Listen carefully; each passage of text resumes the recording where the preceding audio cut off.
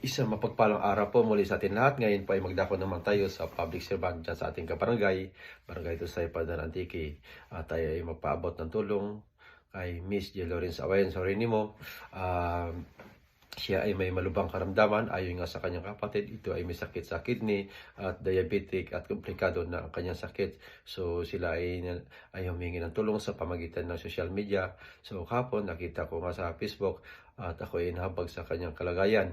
Hindi ako nagdalawang isip magbigay ng tulong pinansyal kahit ito ay maliit lamang.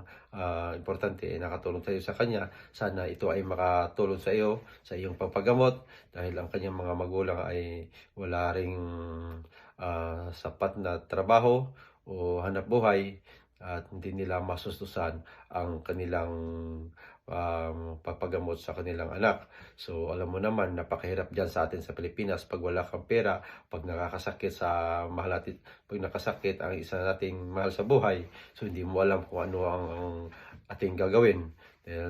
Danas ko rin yan noon nung ako ay nagkasakit din. So nangutang-utang ako para ako ay gumaling. So para sa iyo, J. Lawrence Sawayan, magdasal ka lagi sa Ama at dahil ang Ama ay mahabagin at walang imposible sa Kanya pag ikaw ay lumapit. So, God bless sa iyo at get well soon. At bago ako magtapos, shout out nga muna kay Miss Janet Rosario Zapatero from Pangasinan at kay Madam Charito Roldan Gaviola from San Francisco, California. At sa ating punong barangay, Benvenido Kasidsid, keep up the good work, sir.